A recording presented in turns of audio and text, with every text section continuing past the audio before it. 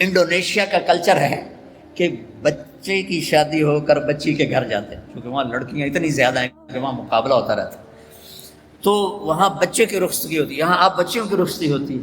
جس نے گھر چھوڑا، بہن بھائی چھوڑے، سہیلیاں چھوڑی، وہ کتنی بڑی قربانی کر کے پہنچی ہے، تم جاتے ہی اس کو تانے دینا شروع کر دو۔ تو اچھا اس پہ قابو رکھو اگر گھر آباد کرنا ہے، چونکہ ہمارا وہ کیا اس کہتے ہیں کمبائن ہے، وہ فیملی جو ایک سسٹم ہے، تو اس میں مصیبت پہلے یہ بہت اچھا تھا کہ سب مل کے زندگی گزارتے تھے پیار سے، اب یہ عذاب بن گیا ہے کہ ساس کے تانے الگ۔ ابھی 2 دن پہلے ایک بچی میرے پاس آئی، لاہور سے بس پہ چڑھ کے وہاں پہنچ گئی، کہا جی دیکھیں یہ میری 6 ماہ کی بچی ہے، اور میرا خامند کہتا ہے تو نے میری بہنوں کی بھی خدمت کرنی ہے، میری ماں کی بھی کرنی ہے، میرے باپ کی بھی کرنی ہے، میرے بھائیوں کی بھی کرنی ہے، اور مجھے بتائیں میری 19 سال عمر ہے اور یہ بچی میرے کندھے پر ہے، میں سارا دن نوکرانیوں کی طرح کام کرتی ہوں، پھر بھی رات کو اتنے تانے سنتی ہوں کہ رو رو کے سوتی ہوں۔ میرے بچوں، اگر آپ زندگی میں کوئی خوبصورتی دیکھنا چاہتے ہیں، اللہ کی قسم گاڑیوں سے نہیں، ڈگریوں سے نہیں، عہدوں سے نہیں، تمہارے اخلاق سے۔ اپنے اخلاق ایسے بناؤ کہ تمہاری بیوی تم پہ قربان ہو، تمہارے ماں باپ تمہارے لیے جھولیاں اٹھا کے دو۔ ہمارا علاقہ زمیندار ہے ماشاءاللہ، تو ہمارے ایک زمیندار دوست آئے مجھ سے ملنے، سنو غور سے، باپ کہہ رہا ہے مولانا صاحب میرا بیٹا آگ میں جل رہا ہو تو ہم ماں باپ اس کے لیے دعا نہیں کریں گے کہ اللہ اس کو بچا لے، اس نے ہمیں اتنا جلایا ہے، اتنا جلایا ہے کہ ہم کہتے ہیں ٹھیک ہے سڑ جا۔ ایسے نہ، آپ بچیوں سے کہتا ہوں آپ پرائے گھر میں جا رہی ہو، جگہ بنانے میں وقت لگتا ہے، اور بولنے سے وقت جگہ نہیں بنتی، خاموش رہنے سے جگہ بنتی۔ آپ کو پتہ ہے اس امت کی بنیاد ایک عورت نے رکھی، میرے نبی کی بنیاد حضرت ہاجرہ نے ڈالی، اور کیسے ڈالی؟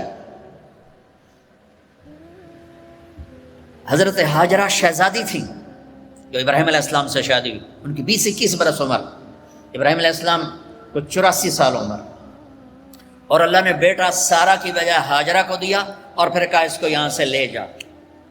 حیران پریشان، کدھر لے جاؤں، کہاں لے جاؤں؟ تو اللہ نے کہا جہاں میں کہوں۔ تو ابراہیم کہنے لگے مجھے کیا پتا کہاں جانا ہے، کہ جبریل آ رہا ہے۔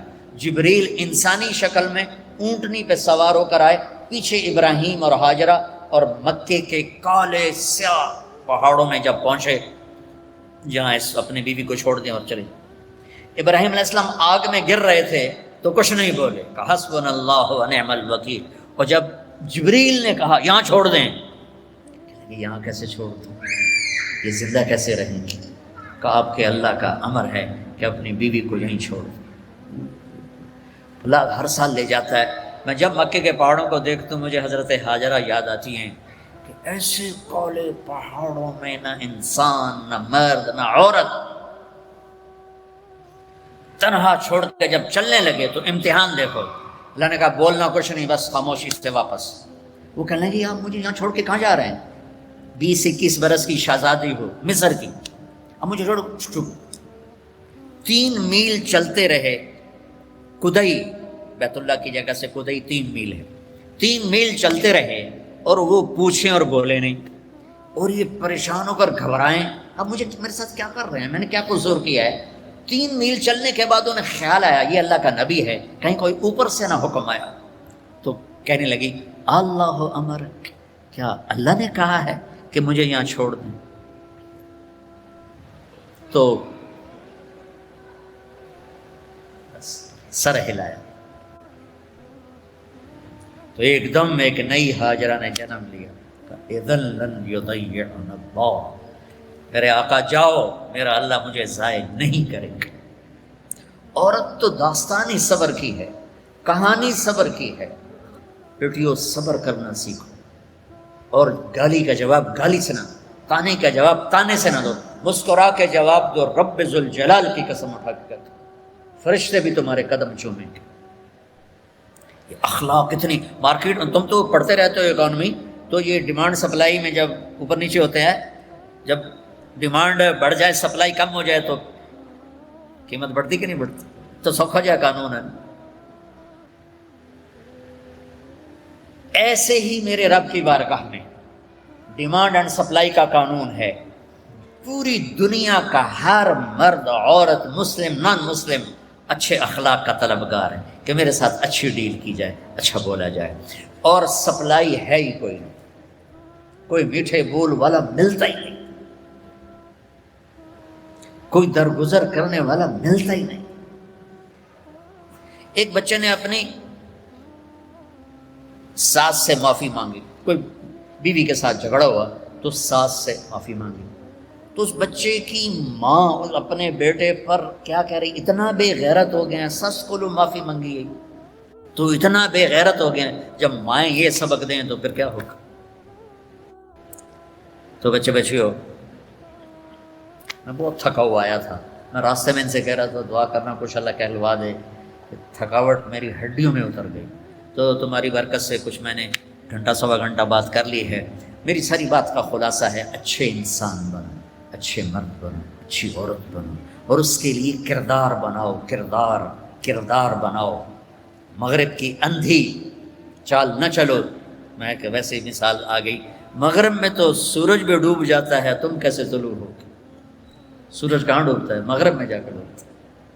وہ ڈوبنے کی جگہ ہے, ابھرنے کی جگہ مشرق ہے, جس کی تہذیب.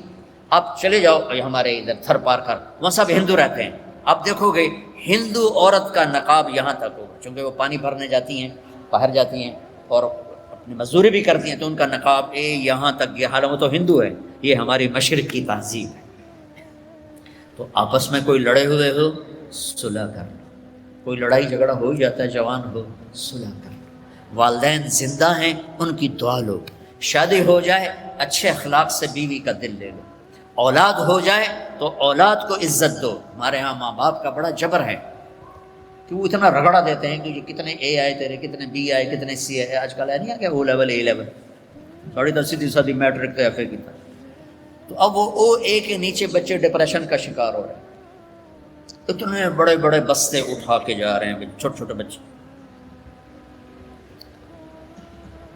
تو اپنے بچوں پر شفقت کرو, اپنے بچوں کے ساتھ محبت. تمہارے ماں باپ سختی کریں, برداشت کر لو, لیکن جو والدین بیٹھے ہیں, مائیں بیٹھی ہیں, باپ بیٹھے ہیں, ان کو کہہ رہا ہوں اولاد کے ساتھ نرمی اور شفقت کا سلوک کرو. عرب اپنے بچوں کو اٹھاتے نہیں تھے, پیار نہیں کرتے تھے, یہ کلچر تھا عرب. اور سردار مجال ہی نہیں کہ کسی کے سامنے بچے کو پیار کرے. اور میں قربان جو میرے نبی حسن حسین کو یہاں نہیں اٹھایا ہوتا تھا, یہاں کندھے پہ بٹھا کے باہر آ جاتے تھے, کندھے پہ بٹھا کے یا ایتھے. یہ بڑا عجیب سا لگتا ہے. ایک بدو حیران, یا رسول اللہ یہ کیا کر رہے ہیں, آپ کو ان سے اتنا پیار ہے؟ انہوں نے کہا ارے اللہ کے بندے, میں نہیں, میرا اللہ بھی ان سے پیار کرتا, میرا اللہ بھی ان سے پیار کرتا. ہم نے کہا اکرموا اولادکم, بچوں کو عزت دو, ڈیگریڈ نہ کرو. تم بیٹیاں گھر جاتی ہو, کبھی تمہاری ماں نے اٹھ کے تمہارا استقبال کیا؟ آؤ بھائی, یا ابا نے, ابا تو ویسے ہی چڑھے ہوں, قرضہ سر سے چڑھے ہوئے.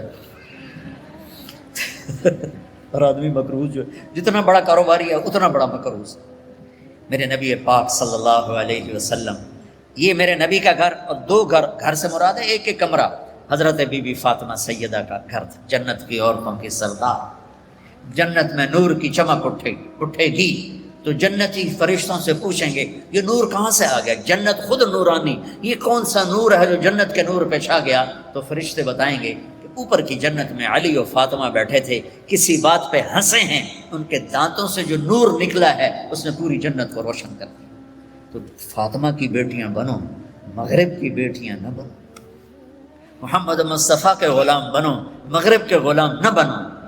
میں پھر شعر دہراتا ہوں, ہم خود تراشتے ہیں منازل کے سنگ میل, ہم وہ نہیں ہیں جن کو زمانہ بنا گیا. تو آمد رفت روز تھی, روز. اب بی بی فاطمہ دروازے پر آئی ہیں اور میرے نبی کی نظر پڑی ہے, اور آپ زمین پہ بیٹھے ہیں, چیئر پر بیٹھے ہیں, چارپائی پہ لیٹے ہوئے ہیں. میرے رب کی قسم یوں کھڑے ہو جاتے, وہ صرف کھڑے نہیں رہتے تھے, دوڑ کے آگے جاتے تھے, دوڑ کے, اور اپنی بیٹی کا ہاتھ پکڑ لیتے, اور پکڑ کے دیکھو مجھے, یہ چومتے, اور ہاتھ پکڑے پکڑے لا کر چارپائی پہ بٹھاتے, اس کے بعد خود بیٹھتے تھے۔ یہ ہے اولاد کو عزت دینا۔ پھر وہ جنت کی عورتوں کے سردار بائیں، ان ماؤں نے ڈنڈا اٹھا، تیرے اے کتنے آئے، تیرے بی کتنے آئے، تیرے سی کتنے آئے، اس کو انسان بننے دو، اے بی سی چکڑ لو ان۔ ہمارے پاکستان کی پڑھائی تو کاروبار ہے، کوئی تعلیم تو ہے؟ تعلیم کا مطلب تو عقل کو بیدار کرنا ہے، نہ کہ پیسے کمانا۔ یہ ہمارے سارے تعلیمی ادارے کاروباری ہیں، چاہے لمز والے ناراض بھی ہو جائیں کاروباری۔ تو ایک بچوں اپنے اخلاق اچھے کرو، معاف کرنا سیکھو، سہنا سیکھو، درگزر کرنا سیکھو، پھر تم دیکھنا زندگی کا مزہ کیسے آتا ہے۔